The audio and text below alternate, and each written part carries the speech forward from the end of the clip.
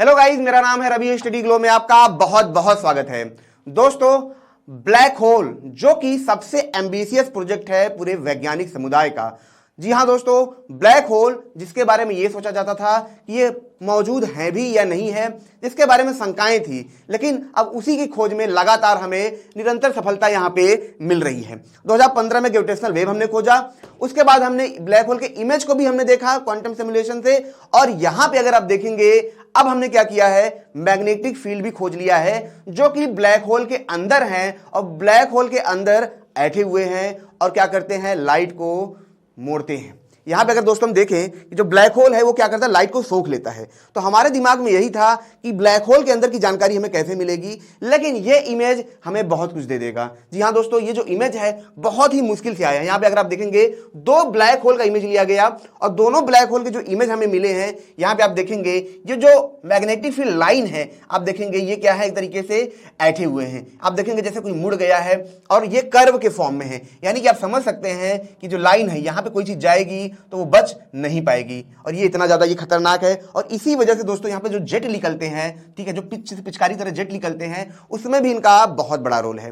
लेकिन सबसे बड़ा रोल क्या है दोस्तों? सबसे बड़ा रोल है ये जानना कि ग्रेविटी और यहां तक कि जो एटॉमिक लेवल पे जो फोर्सेस काम करते हैं वो कैसे काम करते हैं। वैज्ञानिक थक चुके हैं, लेकिन इसके बावजूद भी अभी तक उनको इसके बारे में कोई अता पता नहीं है। लेकिन यहां पे अगर आप देखेंगे दोस्तों, ये जो इमेज लिया गया है इसमें जो मैग्नेटिक फील्ड जो मुड़े हैं और यहां पे क्या है, ग्रेविटी बहुत ज्यादा हाई है, तो एक अच्छा खासा रिलेशन यहां पे वैज्ञानिकों को मिल सकता है। ये इमेज क्या करेगी, बहुत ज्यादा उनकी मदद करेगी, ठीक है, हमें बहुत सारे रहस्य को जानने में मदद करेगी। दोस्तों आपको पता है ब्लैक होल क्या करता है, ना लाइट निकालता है ना कुछ निकालता है, वह सिर्फ एक चीज अपने अंदर से निकालता था, और वह क्या था, वो था ग्रेविटेशनल वेव। 2015 में जब ग्रेविटेशनल वेव खोजा गया तो यह मान लिया गया कि हाँ ब्लैक होल होते हैं, और उसके साथ साथ यह भी एक सबूत मिल गया कि ग्रेविटेशनल वेव भी होता है। तो उस दौरान दो खोजें हुई, क्योंकि ब्लैक होल तो पहले से ही नहीं था। यहां तक कि दोस्तों ब्लैक होल के अगर बारे में हम बात करें तो जो खुद वैज्ञानिक समुदाय थे जिन्होंने थ्योरी दी, वो खुद भी नहीं मानते थे कि ब्लैक होल जैसी चीज हो सकती थी। दो समुदाय बटे थे, कुछ मानते थे होता है और कुछ मानते थे नहीं होता है। ये तो बाद में जब एक्सपेरिमेंट हुआ तो हमें पता चला,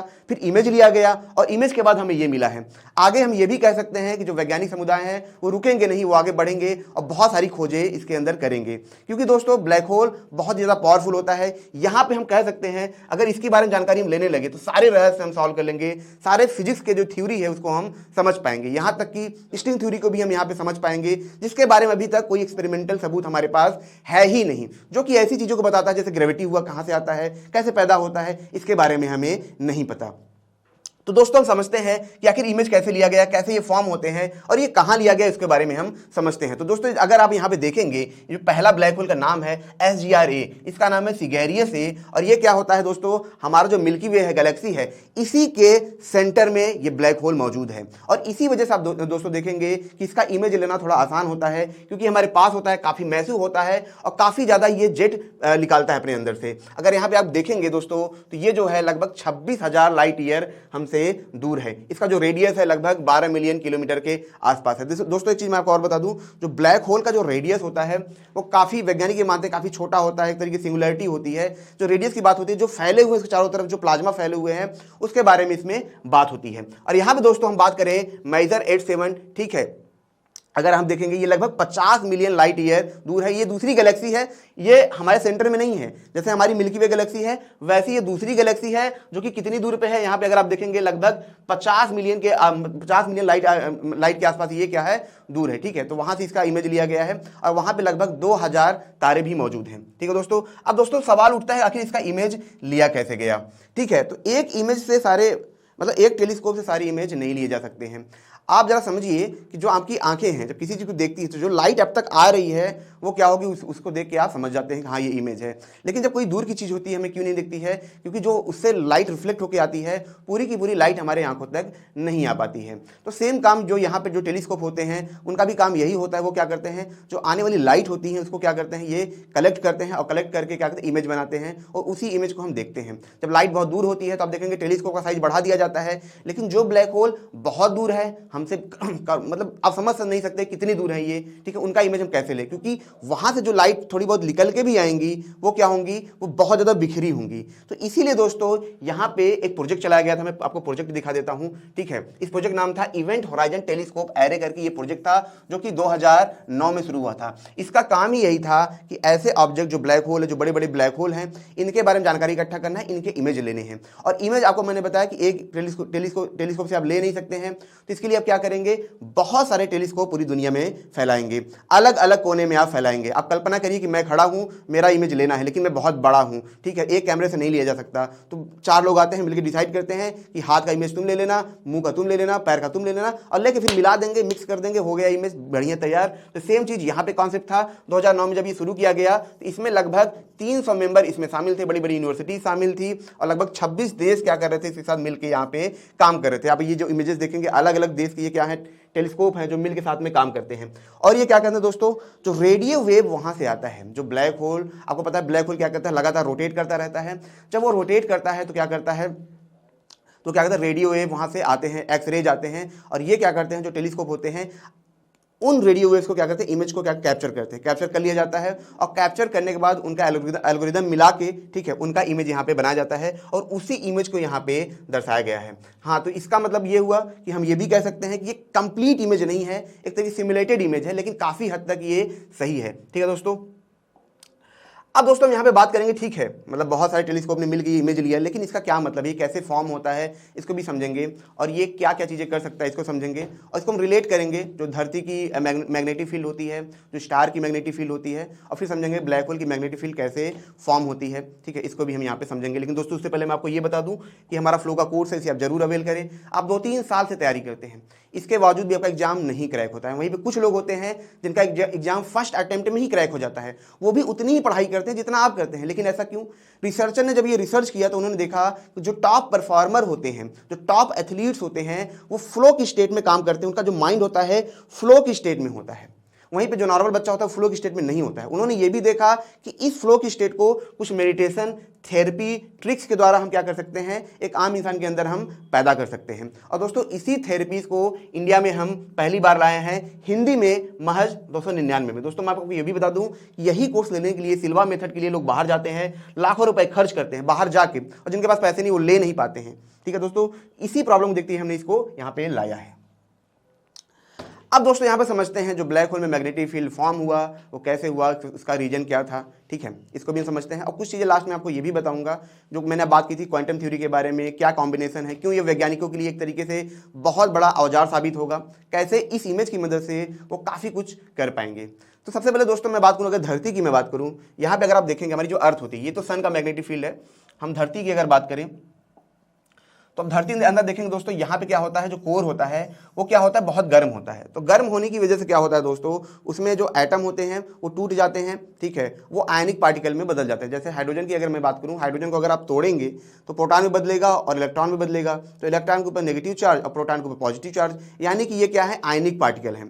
और जब ये आयनिक पार्टिकल आप देखेंगे यहाँ पे क्या करते हैं, तेजी से रोटेट करते हैं, तेजी से रोटेट करते हैं, तो क्या होता है, हमें यहाँ मैग्नेटिक फील्ड मिलता है। हमारी धरती की मैग्नेटिक फील्ड है, आप जानते हैं, ठीक है, नॉर्थ और साउथ पोल, ठीक है। तो हमें यहाँ पे मैग्नेटिक फील्ड मिलता है, और ये किस वजह से होता है, यहाँ पे अगर देखेंगे जो आयनिक पार्टिकल हैं, ठीक है, जो प्रोटॉन प्लस है, इलेक्ट्रॉन माइनस है, ये जो रोटेट करते हैं, इन्हीं की वजह से हमें मैग्नेटिक फील्ड यहाँ पे मिलता है। और यही चीज़ हमें दोस्तों सन में भी मिलता है। अब सन की जाहिर सी बात है एनर्जी ज़्यादा है, आयनिक पार्टिकल ज़्यादा है, वहाँ पे हीट ज़्यादा है, तो जाहिर सी बात क्या होगा, यहाँ पे सरफेस अगर आप देखेंगे इनके सरफेस भी बहुत सारे क्या होते हैं, आयनिक पार्टिकल होते हैं, जो आपस में क्या करते हैं, रोटेट करने लगते हैं, और मिलके क्या करते हैं, इसी सरफेस के ऊपर ही मैग्नेटिक फील्ड ये क्या करते हैं, पैदा करने लगते हैं। सन का अपना मैग्नेटिक फील्ड होता ही है, लेकिन ये सरफेस भी क्या करते हैं, मैग्नेटिक फील्ड पैदा करते हैं। और इन्हीं की वजह से कभी कभी आप ये भी देखेंगे जो तूफान हम तक आता है वो इन्हीं की वजह से आता है। यहाँ से जो मैग्नेटिक फील्ड, जो प्लाज्मा होते हैं, जब ऊपर उठते हैं तो वो हमारे धरती तक आते हैं, वो आयंस होते हैं, और यही आयन जब यहाँ पे रोटेट करते हैं तो ये मैग्नेटिक फील्ड पैदा करता है।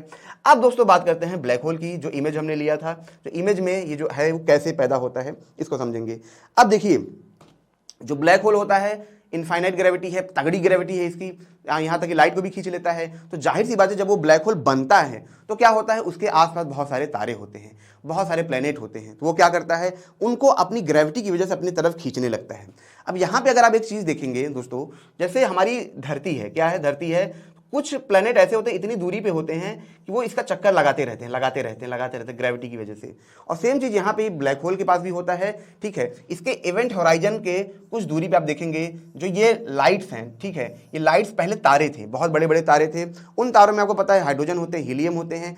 अब क्या होता है दोस्तों कि जो ब्लैक होल होगा इनको अपनी तरफ खींचेगा, तो इनको जो हाइड्रोजन है इसकी तरफ जाएंगे, जो हाइड्रोजन इसकी तरफ जाएंगे तो वो क्या होंगे, आप समझिए कि स्प्रिंग है, स्प्रिंग में बॉल है, लेकिन अब उसको तेजी से अगर खींचेंगे तो बॉल स्प्रिंग क्या होते हैं, अलग हो जाते हैं।